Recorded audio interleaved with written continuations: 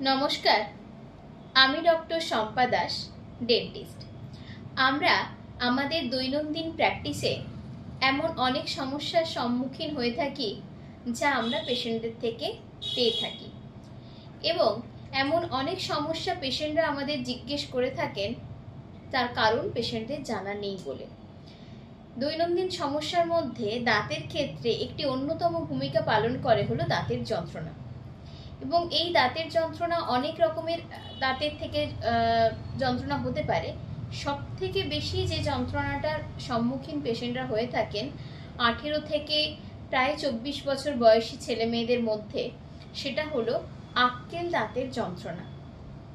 এই আক্কেল দাঁতের যন্ত্রণা একটা মারাত্মক ভূমিকা পালন করে আমাদের শরীরের মধ্যে। এবার আসি, এই আক্কেল দাঁত কি? আমাদের মুখে মূলত 32টি দাঁত থাকে, তার মধ্যে 28টি বিভিন্ন কাজে ব্যবহৃত হলেও যে 4টি দাঁত পড়ে থাকে সেগুলিকেই বলা হয় আক্কেল দাঁত। এই 4টি দাঁত কিভাবে থাকে আমি দেখাচ্ছি। এইটা যদি আমাদের মানুষের মুখ হয়ে থাকে, টোটাল দাঁতের সংখ্যা হলো 32টা।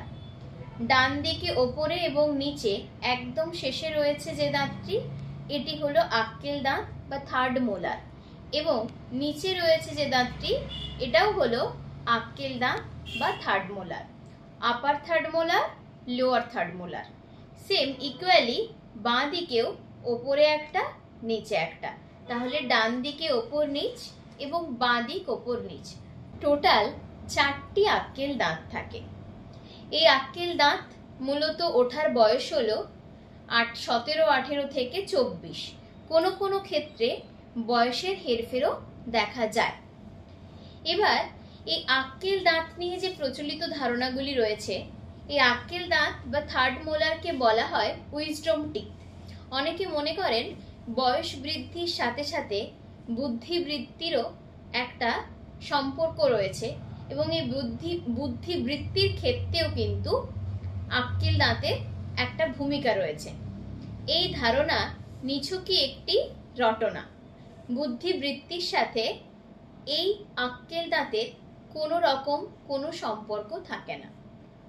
এবার আসি, আক্কেল দাঁত ওঠার সময় কি কি হতে পারে, বা আক্কেল দাঁত ঠিক কিভাবে বেরোয়। আক্কেল দাঁত হচ্ছে আমাদের দাঁতের একদম শেষের সারিতে, মানে দাঁতের সারির একদম শেষে থাকে। তো যখন আক্কেল দাঁতটা বের হয়, অনেক সময় মুখের সাইজ বা আমাদের জয়ের সাইজটা ছোট হওয়ার কারণে বা ওই জায়গায় স্পেস না পাওয়ার কারণে মাড়ি এবং হাড়ের মধ্যে আক্কেল দাঁতটা লুকোনো অবস্থায় থাকে। সেক্ষেত্রে এক্সরে করে দাঁতের অবস্থানটি আগে নিশ্চিত করে জানতে হয়, এবং কারো কারো ক্ষেত্রে এই আক্কেল দাঁত কিন্তু অনুপস্থিত থাকে। সবারই যে আক্কেল দাঁত আসে তেমন কিন্তু নয়। এবার আসি, আক্কেল দাঁত বেরোনোর সময় কি হয় বা কেমন ব্যথা হয়। আক্কেল দাঁত যেহেতু একদম শেষে থাকে, এই জন্য এটা বেরোনোর সময় মারাত্মক ব্যথা হয়, এবং কখনো কখনো কানে ব্যথা, মাথা ব্যথা এবং মুখও ফুলে যায়। এছাড়া অনেক সময় এটা গলার দিকে নেমেও আসে, এবং মুখটা ফুলে যাওয়ার কারণে অনেকে মাংসের সাথে গুলিয়ে ফেলেন, এবং কানে ব্যথা হওয়ার দরুন অনেকে কিন্তু ইএনটির কাছেও গিয়ে থাকেন, কিন্তু পরবর্তীকালে আবার সেই ডেন্টিস্টের কাছে ফিরে এসে তার ট্রিটমেন্ট করাতে হয়। আক্কেল দাঁত বেরোনোর সময় আরও একটি সমস্যা হয়, যেটা হলো হাঁ করতে অসুবিধে হয় অনেকের। হাঁ করা যায় না, খাবার চেগোনো যায় না, মাড়িটা ফুলে যায়। তো এই আক্কেল দাঁত বেরোনোর সময় আপনি কি করবেন? প্রথমে বাড়িতে হালকা গরম জল দিয়ে তার সাথে একটু নুন দিয়ে কুলকুচি করবেন, এবং তারপরেও যদি খুব ব্যথা না কমে প্যারাসিটামল খাবেন। এবং এর পরেই যে কাজটা করবেন, খুব গুরুত্বপূর্ণ একটি কাজ, সেটা হলো আপনার নিকটবর্তী ডেন্টিস্টের পরামর্শ নেবেন, এবং সেখানে তার পরামর্শ অনুযায়ী একটি এক্সরে করে আক্কেল দাঁতের অবস্থানটা নিশ্চিত করে নেবেন, এবং তার পরবর্তীতে আপনি সেই আক্কেল দাঁতের ট্রিটমেন্ট করিয়ে নেবেন আপনার ডেন্টিস্টের পরামর্শ অনুযায়ী।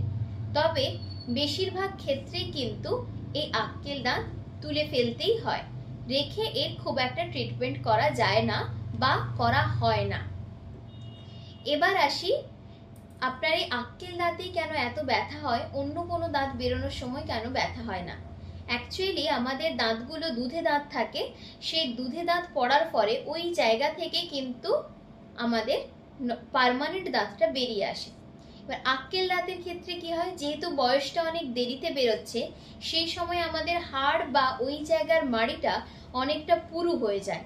ওই হাড় মাড়ি ফাটিয়ে যখন দাঁতটা বেরিয়ে আসে, সেই কারণেই কিন্তু এতটা মারাত্মক ব্যথা আমাদের অনুভব হয়। এবার আপনারা যদি এই ধরনের কোনো সমস্যার সম্মুখীন হয়, সবার আগে আপনার নিকটবর্তী ডেন্টিস্টের পরামর্শ নিয়ে তার ট্রিটমেন্ট করাবেন। আক্কেল দাঁত রিলেটেড আর যদি কারোর কোনো প্রশ্ন থাকে তাহলে আমাকে কমেন্ট করে জানাবেন, আমি চেষ্টা করব তার উত্তর দেওয়ার। সবাই ভালো থাকুন, সুস্থ থাকুন, দাঁতের যত্ন নিন। নমস্কার।